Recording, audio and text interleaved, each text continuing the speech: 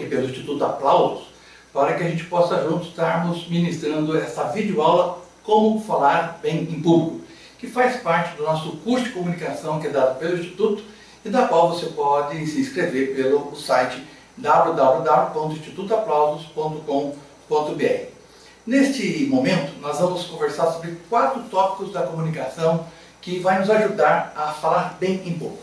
A primeira questão é a seguinte, o medo de falar em público, né? Porque com certeza todos têm muito medo de falar em público e nós vamos conversar um pouquinho sobre isso.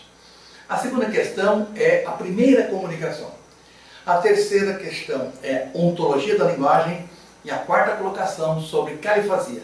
Vamos começar? Medo de falar em público. Este medo de falar em público, não estou tratando daquele medo que é benéfico, porque existe um medo que é muito bom. Se nós, seres humanos, fôssemos criados sem medo, nós correríamos um risco muito grande. Porque quando você está em uma situação de perigo, é o medo que vai fazer com que você se mova, que você tome atitude na sua vida. E coisa simples também. Você vai fazer uma prova, por exemplo, você sabe que o medo de não ser aprovado pode fazer com que você se empenhe mais para estudar melhor, para ir bem naquele concurso. E assim vai. Então o medo que nos impulsiona para que sermos precavidos diante de uma situação que queremos enfrentar, este é o medo bom. Mas não é este medo que nos impede de falar em público. O medo que nos impede de falar em público é o medo castrador. Sabe qual que é o medo castrador? É aquela vozinha que vem dentro da gente e fala, não vá, não se arrisque, é melhor não ir. E por que isso acontece? Porque nós, seres humanos, nós internamente temos um comando para que a gente não se coloque em situações de risco à toa. Então, se você vai para uma situação em que você acredita que aquela situação possa ser desagradável, a sua voz interior vai dizer, não vá. Você não tem capacidade para isso. Você não está preparado para isso. Então, isso é um medo que tenta nos proteger, mas na verdade está nos aprisionando. Este medo ele pode ser causado por vários fatores. Normalmente, um dos fatores é o que nos ocorreu na infância. Às vezes o pai, a mãe, um professor, alguém pegou e nos repreendeu diante de público, ou quando a gente foi falar alguma coisa, falou uma besteira, falou alguma coisa errada, e todos riram da gente, e aquilo ali fica no nosso subconsciente, como diz, está vendo? Nunca mais faça isso, para que você não corra situações como esta. O medo também pode ser provocado por uma insegurança gerada pelo despreparo ao que você vai tratar. Então, uma das coisas para combater o medo é você se preparar para o que você vai fazer. Se você estudou o tema que você vai falar, se você buscou fontes, se você tem as anotações próprias para você poder citar, se você se preparou bem para aquele momento, isso tende a diminuir o seu medo. Agora, nós no curso de comunicação não colocamos que as pessoas não sentirão medo. Isso não seria nem positivo. Mas nós queremos que as pessoas enfrentem o medo. Né? Enfrentem o medo para que a gente não perca oportunidades na vida que nos aparecem. E às vezes tem oportunidades que não se repetem. Às vezes uma fala, uma manifestação que você faz em um determinado local pode te projetar. Alguém pode ver, olha o que ele falou, deixa eu conversar com ele sobre isso que ele disse agora. Né? Então, a partir do momento que a gente se arrisca um pouco na nossa vida, em que a gente se manifesta, isso também abre possibilidades. E também a gente tem que ser muito natural, porque se acontecer alguma coisa, isso não deva ser algo que nos castre para nunca mais nos aventurarmos. Né? Então, é vencer o medo de se aventurar, é vencer o medo de falar em público. Agora, eu não descarto também que quando a pessoa detecta que tem algo muito sério na sua história, né, que ela procure também um psicólogo, se for o caso, um terapeuta. Porque, às vezes, alguns acontecimentos que ocorreram na nossa vida precisam ser tratados. Em programação neurolinguística, nós chamamos de ressignificação. Precisamos, às vezes, retornar a uma cena que aconteceu, uma lembrança desagradável que nós temos e ressignificar aquilo que ocorreu conosco, para que a gente possa se livrar deste peso que está lá atrás. Não é possível apagar o passado, mas é possível fazer um novo presente. Portanto, é possível vencer o medo. Não é possível extinguir o medo, e nem seria positivo, mas é possível vencer o medo. A outra coisa é a questão da primeira comunicação. Às vezes as pessoas pensam que a primeira comunicação são as palavras iniciais. Realmente é claro que as palavras iniciais são importantes, mas a primeira comunicação, ela nem é verbal. A primeira comunicação é o que é que você transmite quando você chega no local. Vou te dar um exemplo. Você foi convidado para dar uma palestra, uma aula, participar de um evento, uma mesa, uma conferência, e você chegou 15 minutos atrasado. Qual é a comunicação que você está dizendo? Você já está comunicando, sem falar nada, para as pessoas, que aquele evento não era tão prioritário assim para você. Ou quem sabe, alguns possam até interpretar, nossa presença aqui nem é tão importante, porque veja que nem no horário ele chegou. Veja que é uma comunicação que a gente faz, pelo horário que a gente chega. É uma primeira comunicação. Outros sinais de primeira comunicação. Como é que eu chego no local com a roupa, por exemplo? Né? Se a roupa estiver inadequada para o evento, isso também já me comunica mal. Me comunica, está dizendo que eu não estou apropriado para aquele evento. Né? Seja tanto que você esteja com uma vestimenta muito acima do padrão do ambiente, ou também muito abaixo do ambiente. Por isso é importante saber com que roupa que nós estaremos lá. Outra coisa, por falar em roupa, cuidado com os adereços. Tem gente que vai falar em público e usa aquelas camisas com slogan, com frases, e as pessoas, ao invés de ficar prestando atenção em você, vai ficar vendo que frase que está escrita aqui naquela camiseta. Por que tem aquele negócio pendurado aqui do lado dele? É fita pendurada, é chaveiro pendurado, precisa tirar tudo isso. Porque prender a atenção das pessoas não é fácil. E as pessoas, quando estão nos ouvindo, quando estão nos vendo, elas nos veem como um todo. Portanto, se você tem algo que chama atenção no seu corpo, tome cuidado. Um bolso cheio, uma caneta muito feia, enfim, alguma coisa que faça com que o seu visual atrapalhe na comunicação, cuidado. Cuidado que essa primeira comunicação, que é a comunicação visual, pode te atrapalhar muito. E olha, e depois que você chega e comunicou-se mal logo no início, para você recuperar o público nem sempre é fácil. Uma dica: não diga que chegou atrasado por causa do trânsito. Porque quando você fala isso, você está dizendo para as pessoas, olha, o trânsito só acontece na via da qual eu venho. As vias, as rodovias, as ruas, os caminhos que as pessoas que estão aqui percorreram são diferentes dos meus. Isso não existe. Essa questão de trânsito é ruim para todo mundo. Então, não comece pedindo desculpas. É melhor não chegar atrasado. Chegue a tempo. Chegue com antecedência para que você possa prever o ambiente, verificar o ambiente, e com isso você vai se sentir muito mais seguro. E veja que isso tem a ver com o nosso primeiro tema. Isso também te ajuda a combater o medo. Porque se você já chega atrasado, né, e você já chega pronto, olha, chegou agora para começar, evidentemente que também o medo vai te acompanhar. Não deixe as pessoas aguardarem você. Você que deve aguardar as pessoas. Porque isso vai refletir, vai ser a comunicação sua de respeito pelo público que você tem pela sua frente. Tudo bem? Terceira questão. Ontologia da linguagem. O que é ontologia da linguagem? Ontologia é estudo do ser. E por que nós colocamos essa matéria nessa videoaula e também no curso? Porque antigamente se pensava o seguinte, que a comunicação era a arte de transmitir bem uma ideia. Como que se você fosse a antena transmissora e os seus telespectadores fossem os receptores da antena. Ora, num sistema eletrônico, em que você joga uma mensagem ao sair da torre, ao chegar no aparelho receptor, aquilo que saiu da torre chega no aparelho receptor.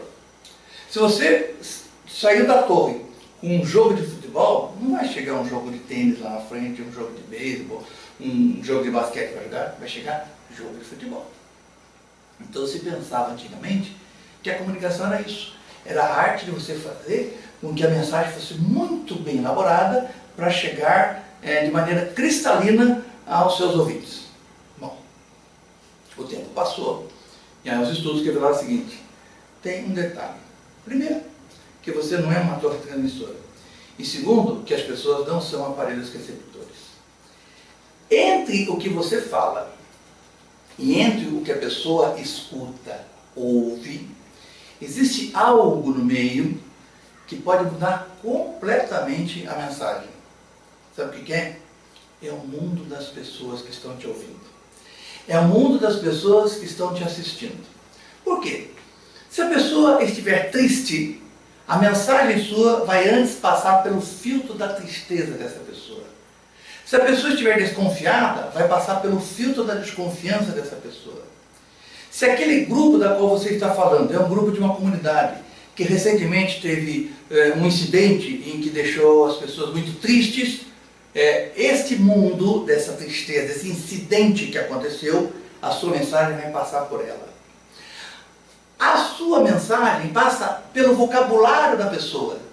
Vou te dar um exemplo. Eu que já fiz missões em Rondônia, uma vez eu estava visitando uma pessoa pobre e perguntava para ela, mas o que a senhora acha que a senhora precisa? Ela falou assim, o que eu preciso mesmo é um rancho. Olhei para a casa dela, olhando ela e falei, mas puxa vida, por que será que está pedindo um rancho? É que no meu mundo, do estado de São Paulo, rancho para mim é um local coberto, onde você possa, de repente, sentar, sei lá, para até morar, não sei, mas é algo assim. Rancho, para quem está lá em Rondônia, é cesta básica, é comida. Então, quando ela falou que queria um rancho, na verdade ela queria alimento. Mas veja, se eu falasse para ela de alimento, uma cesta básica, a palavra cesta básica não passa no mundo dela. O que passa, o que quer? Rancho.